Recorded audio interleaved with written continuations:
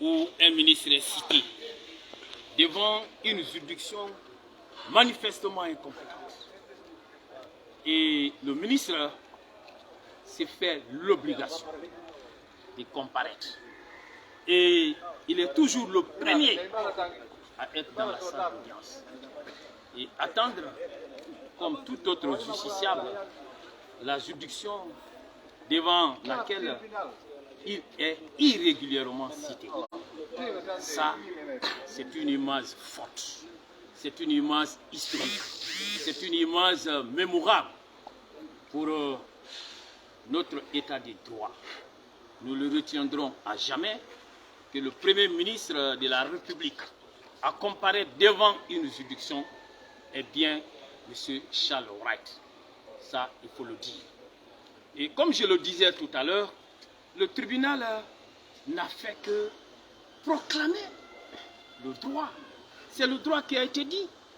Parce que imaginez-vous, les faits reprochés à M. Charles Wright dans la citation directe en date du 15 juin 2023. Ces faits en question lui sont reprochés en tant que procureur au moment des faits et en tant que ministre de la Justice. Mais pour pouvoir poursuivre un ministre de la Justice pour des faits qu'il a commis en cette qualité, pour pouvoir poursuivre un procureur général pour des faits qu'il aurait commis en cette qualité, vous devez vous placer au moment de ces faits. On appelle cela en droit pénal la compétence personnelle. Et ce qui entraîne des règles, des compétences exceptionnelles. Du coup, en tant que procureur général, tout le monde le sait, au terme des dispositions des articles 755, 777 du Code de procédure pénale et suivant, il ne peut être justiciable que de la chambre pénale de la Cour suprême. Ce qui établit en sa faveur, qui institue en sa faveur un privilège de justice. En tant que ministre de la Justice, pour des faits qui lui sont reprochés en cette qualité, seule la Haute Cour de justice est compétente.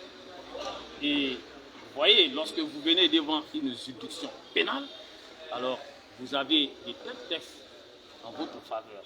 D'ailleurs, en ce qui concerne ces questions de compétences personnelles, ce sont des éléments que nous apprenons tous ceux qui ont fait des études du droit, nous apprenons tous en deuxième année de droit.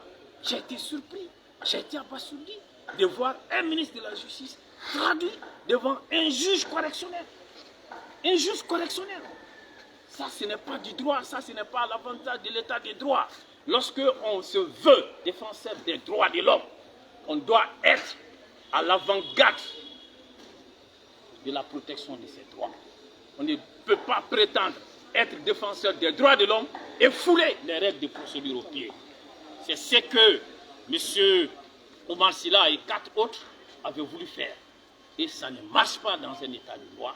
Et le droit vient d'être proclamé. Alors, il a été poursuivi pour des faits qui n'en valent pas du tout la peine. Lorsqu'on vous parle, on n'est pas allé au fond. Mais lorsque vous examinez, même au fond, cette procédure était vouée à l'échec. C'était une procédure mornée. Cette procédure, elle ne pouvait aller nulle part. Au fond, quand vous voyez les faits, lorsqu'on parle de dénonciations calomnieuses contre un magistrat du ministère public. Le magistrat du ministère public a pour raison d'être d'engager des poursuites pénales, d'exposer les personnes faisant l'objet de ces poursuites pénales à l'éventualité d'une condamnation pénale. Dans ces conditions, n'est-ce pas là un fait justificatif?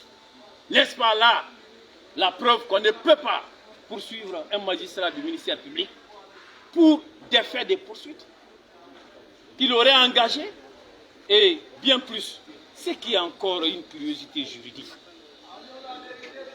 La loi ne le permet pas que vous engagez des poursuites contre un magistrat et demandez des dommages et intérêts. Dans cette citation directe, il est question de 30 milliards de dommages. 30 milliards de dommages. On ne peut pas engager une procédure contre un magistrat pour des faits prétendument commis par ces magistrats dans l'exercice de ces fonctions. Seule la responsabilité de l'État peut en la matière être engagée. Ça veut dire que même si on allait au fond, alors cette procédure est vouée à l'échec. Maître Lansine, est-ce que vous allez intenter une action judiciaire contre l'avocat pour insuffisance professionnelle?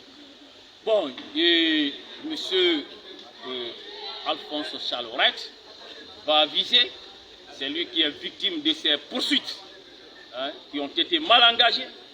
Et vous-même, vous avez constaté habituellement, lorsque le FNDC est en procès, vous avez une pléiade d'avocats qui est derrière.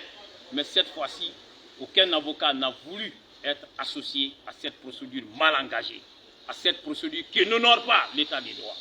L'enseignement qu'on peut tirer aussi, c'est certes la présence du ministre. Est-ce que cela ne veut pas dire que c'est une victoire pour les plaignants, parce que pour beaucoup, votre client se prenait même pour la justice. Donc c'est un signal fort pour dire, ça doit être, certes, il est le ministre de la justice, mais il n'est pas la justice. Oui, mais nous ne voudrions pas tout ramener à la personne de notre client. Nous considérons que c'est une victoire pour l'état de droit tout court. Et le ministre de la Justice l'assume, c'est un décaliste, c'est un républicain. Et à chaque fois que c'est nécessaire, alors il fera en sorte que la légalité soit respectée dans tout ça.